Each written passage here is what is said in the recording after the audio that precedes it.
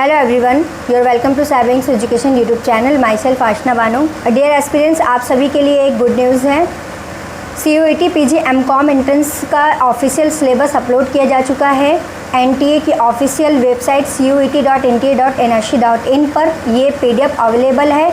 आप साइट पर विज़िट कर इस कंप्लीट PDF को डाउनलोड कर सकते हैं, जो कि आपका PG कोर्सेस MCOM का ये कोर्स कोड है. आपको कोर्स कोड देखना है और तभी PDF को डाउनलोड करना है, क्योंकि वहाँ पर सभी कोर्सेज़ के अलग अलग कोड दिए हुए हैं और उन्हीं कोड को देखकर आपको अपने कोर्स का सिलेबस डाउनलोड करना है. सो ये जो आपका सिलेबस PDF है, ये हमारे टेलीग्राम चैनल पर भी अवेलेबल है. सो आप वहाँ से डाउनलोड कर सकते हैं इसे. टेलीग्राम चैनल का लिंक जो है डिस्क्रिप्शन में दे दिया गया है और आप ऑफिशियल वेबसाइट से भी इस सिलेबस को डाउनलोड कर सकते हैं. सिलेबस में आपके कॉमर्स के 24 सब्जेक्ट को इसमें लिया गया है. सबसे पहला सब्जेक्ट आपका है माइक्रो इकोनॉमिक्स. इसमें बीकॉम में आपने माइक्रो इकोनॉमिक्स का जो भी चैप्टर पढ़े हैं, बेसिक कोर कॉन्सेप्ट इसके क्या हैं, इसमें यूटिलिटी एनालिसिस, प्रोडक्शन का function, pricing factors and production का जितने भी फैक्टर्स हैं, मार्जिनल प्रोडक्टिविटी थ्योरीज जितनी है, रेंट से रिलेटेड, वेजेस से रिलेटेड, इंटरेस्ट एंड प्रॉफिट की थ्योरी. सो इनके प्रोपाउंडर कौन थे, इस थ्योरी को किसने, मतलब इस सब टाइप के क्वेश्चन आपसे पूछे जा सकते हैं. सो इकोनॉमिक्स में इन्हीं इम्पॉर्टेंट चैप्टर्स को आपको पढ़ना है, क्योंकि ये ऑफिशियल सिलेबस है. सो इसी सब चैप्टर्स में से आपके क्वेश्चन मिलेंगे. 4 से 5 क्वेश्चन यहाँ से बन सकते हैं आपके. नेक्स्ट सब्जेक्ट हम लोग देखेंगे currency and banking. So banking का जितना भी कोर कॉन्सेप्ट है, मनी का क्या फंक्शन है, मनी के कितने टाइप्स हैं, इन्फ्लेशन का क्या कॉजेज़ होता है, रेमेडीज़, इसका क्या इफ़ेक्ट होता है, मॉनेटरी स्टैंडर्ड क्या क्या है. सो ये सभी चैप्टर्स आपको बहुत ही अच्छे से कंसिडर करने हैं. क्रेडिट, इसका सिग्निफिकेशन, क्रेडिटेशन कैसे होता है, क्रेडिट को कंट्रोल कौन सी अथॉरिटी करती है, फंक्शन क्या है कॉमर्शियल बैंक के, सेंट्रल बैंक कितने हैं, इनके फंक्शन क्या होते हैं, रिज़र्व बैंक ऑफ इंडिया के बारे में, state bank of India, regional rural banks, इनके फंक्शन क्या क्या हैं, एंड नेशनलाइज्ड बैंक्स कितने हैं इंडिया में. सो इन सभी चैप्टर्स को आपको करेंसी एंड बैंकिंग में पढ़ना है. Foreign exchange and foreign rates क्या होते हैं, factor causing fluctuation in exchange control management में इनका क्या मेथड है, ऑब्जेक्टिव है, इन सभी चैप्टर्स को आपको अच्छे से पढ़ना है. नेक्स्ट सब्जेक्ट देखेंगे आपका एसेंशियल मैनेजमेंट. जो आप बीकॉम में मैनेजमेंट का सब्जेक्ट पढ़ा है, उन्हीं सब टॉपिक से यहाँ पर एसेंशियल ऑफ मैनेजमेंट, जो आपने मैनेजमेंट का सब्जेक्ट पढ़ा है अपने यूजी कोर्सेस में, सो वही सभी कोर कॉन्सेप्ट को यहाँ पर लिया गया है. जैसे इसका नेचर क्या है, स्कोप क्या है, मैनेजमेंट का फंक्शन क्या है, इवोल्यूशन ऑफ मैनेजमेंट क्या है, इसके थ्योरीज, थॉट्स, अप्रोचेस क्या हैं मैनेजमेंट के, जितने मैनेजमेंट के फंक्शन हैं, प्लानिंग, ऑर्गेनाइजिंग, स्टाफिंग, ये सब आपको अच्छे से पढ़ने हैं. नेक्स्ट आपका है ऑफिस मैनेजमेंट. सो ऑफिस मैनेजमेंट में आपको क्या क्या पढ़ना है, इसके जितने भी कोर कॉन्सेप्ट हैं, इसकी इम्पॉर्टेंस, एक्टिविटीज़, इसमें जो है इसके इमर्जिंग ट्रेंड्स क्या क्या हैं, मीन्स कि इनकी फंक्शनिंग किस तरीके से होती है, और ऑफिस मैनेजमेंट में जितने भी इक्विपमेंट्स यूज़ होते हैं, लाइक कंप्यूटर फंडामेंटल्स, फाइलिंग कैसे की जाती है. सो यही सब इसका बेसिक एप्लीकेशन क्या है, ये सब आपको बहुत ही अच्छे से देखना है. ऑफिस का रिकॉर्ड मैनेजमेंट कैसे होता है, इनकी क्या क्या प्रिंसिपल है, डिज़ाइन है, कंट्रोल ऑफ ऑफिस फॉर्म्स किस तरीके से कंट्रोलिंग होती है इसकी, इनके मेथड क्या है, feeling essential, modern method of feeling, modern feeling devices क्या क्या होते हैं, और किस तरीके से इंडेक्सिंग की जाती है.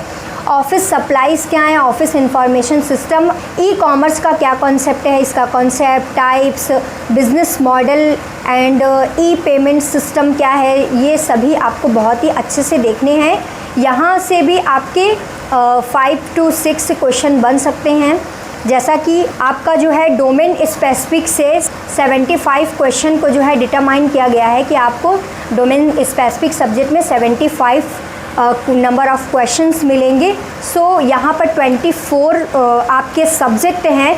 सो एवरेज आपका 4 to 5 क्वेश्चन का बनेगा सभी सब्जेक्ट से. नेक्स्ट सब्जेक्ट हम लोग देखते हैं कि क्या है अकाउंटेंसी, इसमें आपको क्या क्या पढ़ना है। देखिए बीकॉम में जितने भी आपने अकाउंटिंग के सब्जेक्ट्स पढ़े हैं सेमेस्टर में या फिर एनुअली, अलग अलग यूनिवर्सिटी का हिसाब होता है, कहीं सेमेस्टर्स होते हैं, कहीं एनुअल एग्जामिनेशन होते हैं।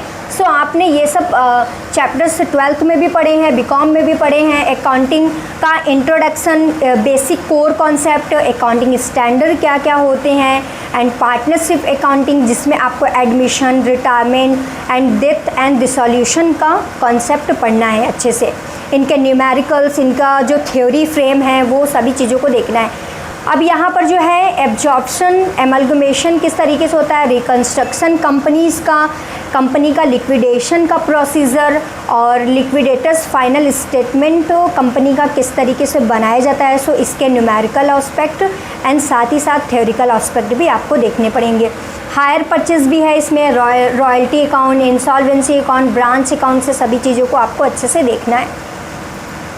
नेक्स्ट सब्जेक्ट है आपका business organisation. So business organisation का जो डेफिनेशन है, नेचर है, स्कोप है बिजनेस का, society and business, social responsibility क्या होती है बिजनेस की, और इम्पॉर्टेंट चैप्टर है फॉर्म्स ऑफ बिजनेस ऑर्गेनाइजेशन। एक कंपैरेटिव स्टडी मीन्स कि बिजनेस ऑर्गेनाइजेशन के जितने फॉर्म होते हैं उनमें क्या क्या डिफरेंसेस होते हैं, अलग अलग उनके डिफरेंसेस को देखने हैं आपको। मोनोपोलिस्टिक कॉम्बिनेशन क्या होता है, प्रोडक्शन मैनेजमेंट, रेशनलाइजेशन मेथड, ये सभी आप सभी ने बीकॉम के सब्जेक्ट में पढ़े हैं, 12th में भी पढ़े हैं। सो यहाँ पर इन्हीं सब से आपके क्वेश्चन बनेंगे।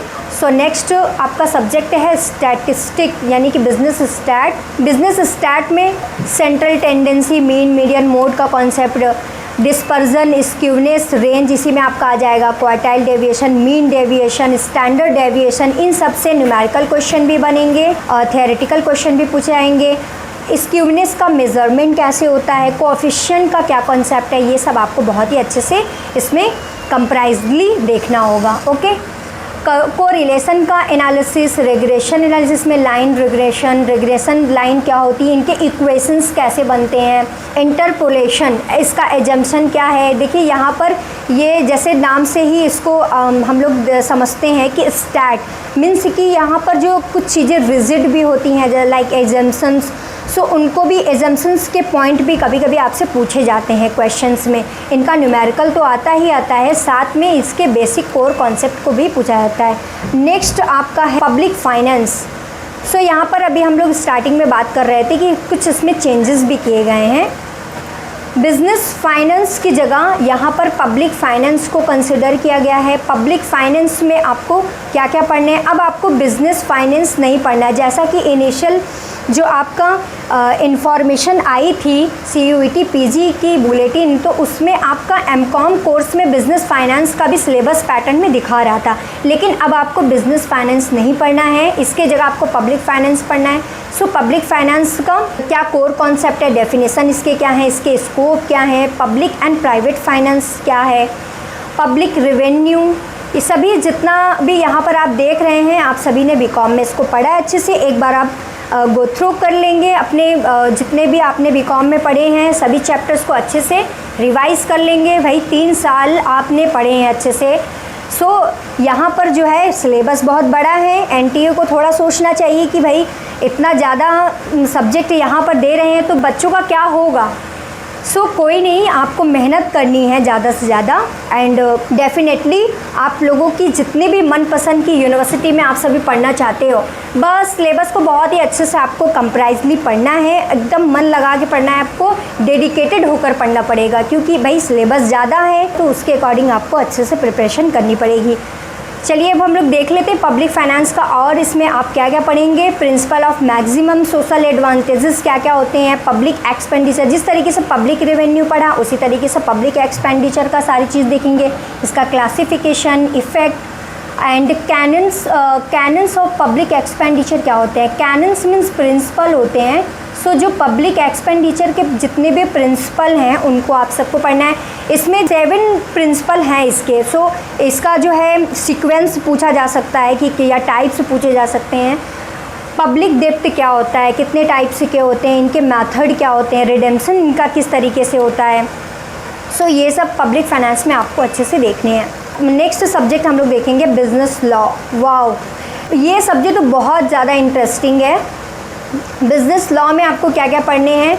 अब बिज़नेस लॉ की बात करेंगे तो क्या कॉन्ट्रैक्ट को छोड़ा जा सकता है? नहीं, कॉन्ट्रैक्ट बहुत ही इंटरेस्टिंग सब इसमें चैप्टर्स हैं।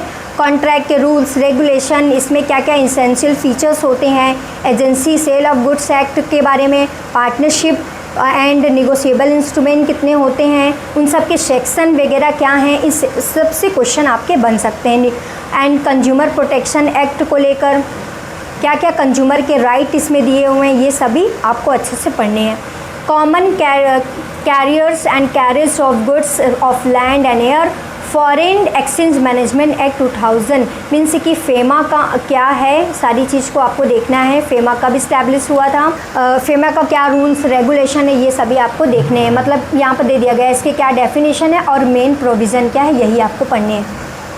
नेक्स्ट है आपका कॉस्ट अकाउंटिंग। इसमें कॉस्ट का कोर कॉन्सेप्ट की कॉस्ट क्या होते हैं, इसके सिग्निफिकेंस, सिस्टम कॉस्ट सिस्टम क्या होता है, कॉस्ट कंट्रोल क्या होता है, इसको किस तरीके से मेज़र करेंगे, मटेरियल्स लेबर ओवरहेड को कैसे एलोकेट करते हैं, इनका अपॉर्चमेंट कैसे किया जाता है, एंड एब्जॉर्प्शंस ऑफ ओवरहेड क्या होते हैं। इसमें कितने टाइप्स की कॉस्टिंग होती है, जैसे marginal costing, contract and job costing, ये सभी जितने टाइप्स हैं, टाइप्स ऑफ कॉस्टिंग आपको बहुत ही अच्छे से पढ़ना है। इसका न्यूमेरिकल देखना है। Reconciliation of cost and financial accounting, जिस तरीके से आप BRS पढ़ते हैं, bank reconciliation statement financial accounting में पढ़ते हैं, उस तरीके से कॉस्ट अकाउंटिंग में आप क्या पढ़ेंगे, reconciliation of cost and financial accounting. इसमें कॉस्ट अकाउंटिंग का जितना भी कंपैरिजन है वो आपको देखना है। नेक्स्ट सब्जेक्ट है आपका company law and secretarial practice. देखिए नाम पर मत जाइए, मीन्स कि इसमें सब्जेक्ट का ऐसा सा नेम दे दिया है कि कंफ्यूजिंग है। तो सेक्रेटरियल प्रैक्टिसेस में आपका कंपनी के जो सेक्रेटरी होते हैं उनका rules regulation, so company law and secretarial practices में आपको क्या क्या पढ़ना है, बेसिकली कंपनी लॉ ही है ये, और कुछ पार्ट इसका सेक्रेटरियल प्रैक्टिसेस का इसमें लिया गया है। सो जैसे कंपनी का मेमोरेंडम, आर्टिकल क्या होते हैं, कंपनी कितने टाइप्स की होती है, डेफिनेशन, क्लासिफिकेशन, इनका रजिस्ट्रेशन किस तरीके से होता है, मैनेजमेंट कैसे करते हैं, और कंपनी जब एग्जिस्टेंस में आती है सो उसमें किस तरीके से बिज़नेस का कमेंसमेंट करना है, कंपनी का मैनेजमेंट कैसे होगा, और कंपनी को जो मैनेज करते हैं डायरेक्टर्स, मैनेजर्स, सेक्रेटरी, उनका अपॉइंटमेंट, राइट एंड ऑब्लिगेशन किस तरीके से होता है, ये सब आपको अच्छे से देखने हैं।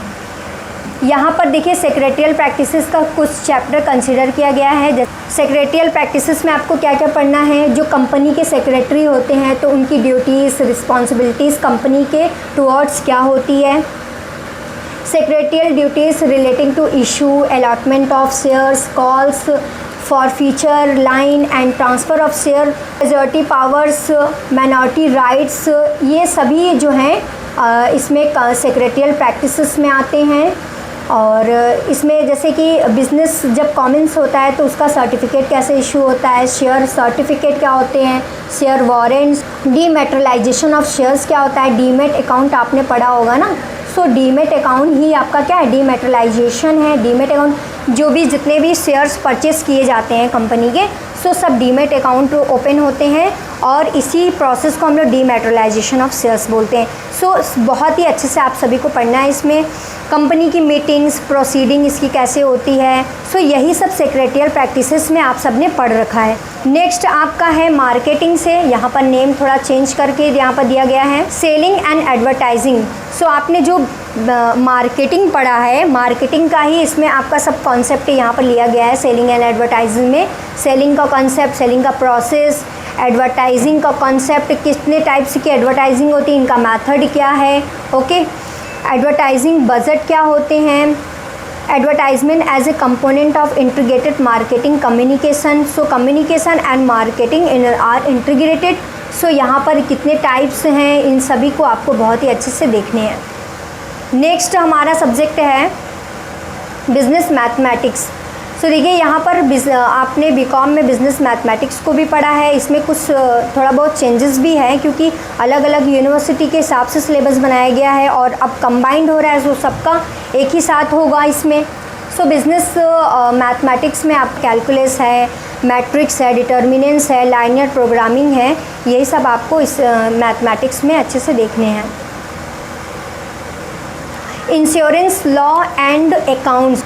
इंट्रोडक्शन, इंश्योरेंस क्या होता है, इंश्योरेंस की नीड क्या है, insurance as a social security tools, कितने टाइप्स के इंश्योरेंस होते हैं, लाइफ इंश्योरेंस, फायर इंश्योरेंस, तो इन सब के अलग अलग प्रिंसिपल्स होते हैं। ये प्रिंसिपल बहुत ही ज़्यादा इम्पॉर्टेंट है। इंश्योरेबल इंटरेस्ट क्या होता है, value disclosure, marine policy and their conditions. Okay, तो ये देखिए यहाँ पर मरीन इंश्योरेंस का भी है, फायर इंश्योरेंस का है, एंड यहाँ पर आपका प्रीमियम किस तरीके से पे होते हैं, उनकी पॉलिसीज़ क्या होती हैं, ये सब आपको अच्छे से पढ़ना है। एन्युटी क्या होती है, इसके कितने मेथड हैं एन्युटी कैलकुलेट करने के, सिंकिंग फंड क्या होते हैं। सो जितने भी आपने इंश्योरेंस सब्जेक्ट में पढ़ा है, यहाँ पर बेसिकली उन्हीं सभी चैप्टर्स को फीचर किया गया है। आपको बहुत ही अच्छे से यहाँ पर इस सब्जेक्ट को भी देखना है। नेक्स्ट सब्जेक्ट है आपका income tax and accounts. So income tax, इसका basic concept, income, agriculture income, casual income, मतलब टाइप्स ऑफ इनकम क्या है, असेसमेंट ईयर, प्रीवियस ईयर क्या है, ग्रॉस टोटल इनकम, पर्सन, क्योंकि पर्सन का भी अलग अलग इसमें सेक्शन दिया हुआ है कि पर्सन क्या होते हैं। इनकम टैक्स में पर्सन को किस तरीके से देखा गया है, टैक्स इवेजन क्या होता है, avoidance, tax planning, basic charges क्या होते हैं, and residential status and tax liability. So इसमें जितना रेजिडेंसी एंड टैक्स एप्लीकेबल होता है रेजिडेंस के आधार पर, वो सब आपको इसके रूल्स रेगुलेशन जो हैं, क्वेश्चंस, न्यूमेरिकल क्वेश्चंस हैं। Income which does not from part of the total income, means की डिडक्शन, जितने एग्जाम्पन्स हैं, डिडक्शन हैं ग्रॉस टोटल इनकम से जो डिडक्ट किए जाते हैं टैक्सिंग के लिए। सो यहाँ पर हेड ऑफ जितनी इनकम है, सैलरी से, हाउस प्रॉपर्टी, ये सब आपको अच्छे से यहाँ पर देखना है। टोटल इनकम को कैसे कैलकुलेट करते हैं, individual and Hindu, undivided family and firm, यहाँ पर कंपनी का नहीं दिया गया है। डीम्ड इनकम क्या होती है, इसको देखना है अच्छे से। नेक्स्ट सब्जेक्ट आपका है कंटेम्प्रेरी ऑडिट। सो यहाँ पर ऑडिट सब्जेक्ट से ही ये है आपका, ऑडिटिंग में ही आपने जो भी पढ़ा है ये सब, इसका बेसिक कॉन्सेप्ट, जैसे मीनिंग क्या है ऑडिटिंग की, ऑडिटिंग का ऑब्जेक्टिव क्या है, कितने टाइप्स के ऑडिट होते हैं, इंटरनल, एक्सटर्नल, ऑडिट का प्रोसेस, प्रोग्रामिंग, कितनी बुक्स मेंटेन की जाती हैं इसमें, है ना, इंटरनल चेकिंग क्या होती है, रूटीन चेकिंग, इन सब का differences, and audit procedure, watching, verification, एसेस लायबिलिटी, ये सब आपने ऑडिटिंग में पढ़ रखा है। सो यही सब बेसिक इसमें जो है चैप्टर यहाँ पर कंसिडर किए गए हैं। नेक्स्ट आपका है Indian economic structure. So basically जितना इकोनॉमिक्स का सब्जेक्ट इसमें कंसिडर किया गया है, उसमें आपने देखा macro and Indian economic structure, ये तीनों ही इसमें ले लिया गया है। सो इसीलिए ये बहुत वास्ट हो गया है सिलेबस। यहाँ पर इकोनॉमिक स्ट्रक्चर में आपको क्या क्या पढ़ना है, जितने भी इकोनॉमिक डेवलपमेंट हैं, रूरल, एग्रीकल्चर को लेकर या फिर अर्बन को लेकर, ओके, जितने भी डेवलपमेंट प्लान्स बनाए गए हैं, rural development programmes, cooperative movements, जितने आरआरबीज़ हैं, उन सबको आपको अच्छे से पढ़ना है। कोऑपरेटिव मूवमेंट्स से क्या क्या हैं, 5 ईयर प्लानिंग, ओके, यही सब आपको इसमें पढ़ना है। पॉपुलेशन का कॉन्सेप्ट, ग्रोथ, पॉपुलेशन एक्सप्लाइजन क्या है, प्रॉब्लम्स ऑफ अनएम्प्लॉयमेंट, तो ये बहुत इंपॉर्टेंट चैप्टर है इसमें। Large scale, medium scale, cottage industries का डेवलपमेंट, 5 ईयर्स के प्लान, ड्यूरिंग 5 ईयर्स प्लान, तो जो 5 ईयर प्लान्स थे उनके दौरान जो इंडस्ट्रियल का डेवलपमेंट किस तरीके से हुआ था, public sector, private sector, industrial relation क्या है, इंडस्ट्रियल पॉलिसी, आपने इंडस्ट्रियल पॉलिसी अच्छे से पढ़ी है। सो इसमें ये सब मिक्सिंग करके आ गया है। बिज़नेस एनवायरनमेंट में हम लोगों ने पहले का जो सिलेबस था सो पढ़ रहे थे, इंडस्ट्रियल पॉलिसीज़, 5 ईयर प्लानिंग। सो अब यहाँ पर आपका एक बना दिया गया है सब्जेक्ट इंडियन इकोनॉमिक स्ट्रक्चर करके। सो उसी में आपको ये सब पढ़ने, मनी मार्केट, फिजिकल पॉलिसीज़ क्या क्या होती हैं गवर्नमेंट की, डिफिसिट फाइनेंशिंग और इसका इम्प्लीकेशन, तो यही सब इम्पॉर्टेंट चैप्टर इसमें हैं, आपको अच्छे से देखना है। नेक्स्ट देखेंगे मार्केटिंग, प्रैक्टिस एंड फाइनेंस। ये सभी मिक्सिंग सब्जेक्ट है। इसमें आपको फाइनेंस का भी देखना है, मार्केटिंग का बेसिक कॉन्सेप्ट, कंज्यूमर बिहेवियर, ये सब सेगमेंटेशन आपने मार्केटिंग में पढ़े हैं। प्रमोशनल एडवर्टाइजिंग मीडिया क्या होती है, ये सब आपने मार्केटिंग में पढ़े हैं अच्छे से। प्रोडक्ट का क्या कॉन्सेप्ट होता है और उनकी फाइनेंसिंग कैसे होती है, डिस्ट्रीब्यूशन चैनल, ये सब मार्केटिंग का चैप्टर्स हैं, आपने बीकॉम में अच्छे से पढ़े हैं इसको। नेक्स्ट सब्जेक्ट है आपका माइक्रो इकोनॉमिक्स। इसमें आपको क्या क्या पढ़ना है, मैक्रो इकोनॉमिक्स का स्कोप, इसकी डेफिनेशन, इसका स्कोप, डायनेमिक्स, ओके। यहाँ पर consumption function, marginal efficiency of capitals, theory of inflation. So यही सब चैप्टर मैक्रो इकोनॉमिक्स में लिया गया है।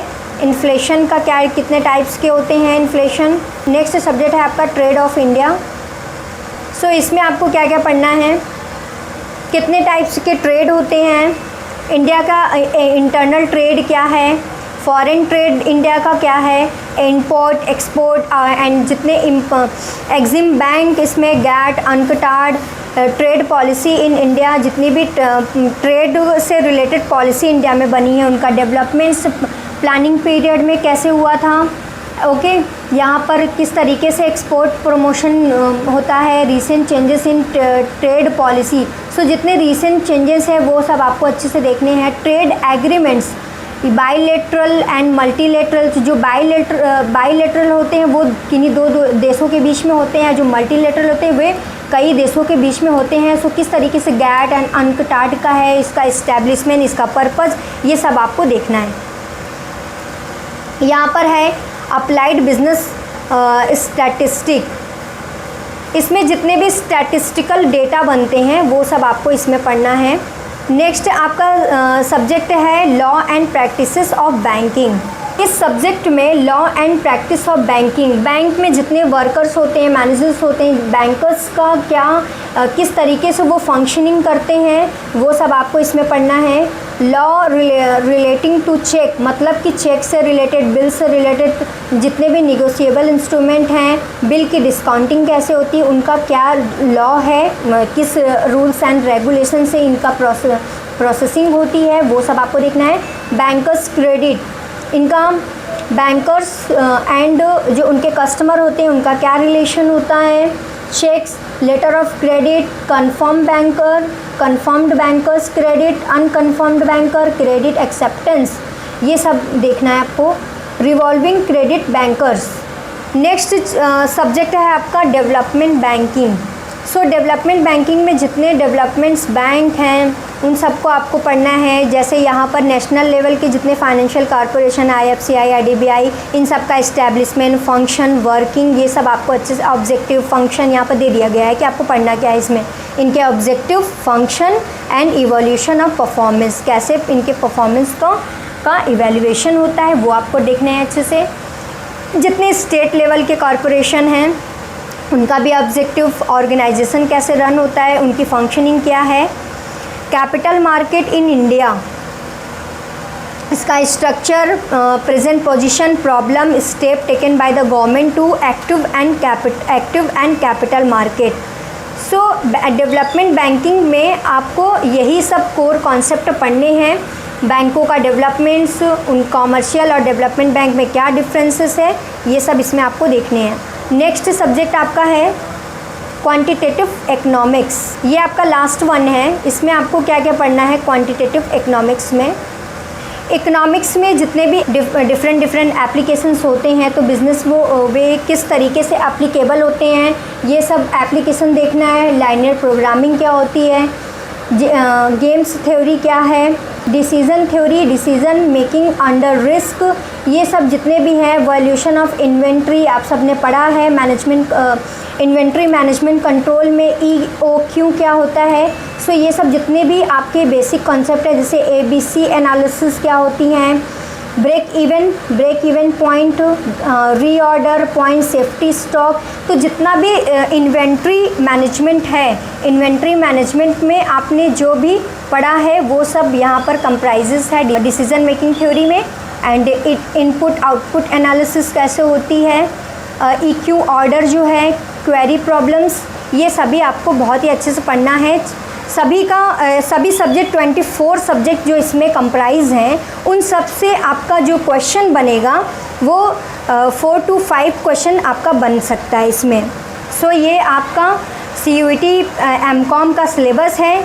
आप इसे ऑफिशियल साइट से डाउनलोड कर सकते हैं या फिर हमारे टेलीग्राम चैनल से भी इसे डाउनलोड कर सकते हैं। इसका लिंक जो है डिस्क्रिप्शन में दे दिया गया है। और यहाँ पर जितना भी मैंने अभी सिलेबस का डिस्कशन किया है, ये सभी आपको बहुत ही अच्छे से पढ़ने हैं इनके टॉपिक्स पर, और इस पर हम लोग वीडियोस भी बनाएंगे। इम्पॉर्टेंट चैप्टर्स पर हमारी वीडियोस भी आने वाली हैं। सो चैनल को यदि आपने अभी तक सब्सक्राइब नहीं किया है तो सब्सक्राइब कर लीजिए, बेल आइकन को भी प्रेस कर लीजिए ताकि आपको सभी वीडियोस के नोटिफिकेशन मिलते रहें। Best of luck for your upcoming entrance examination. Thanks for watching.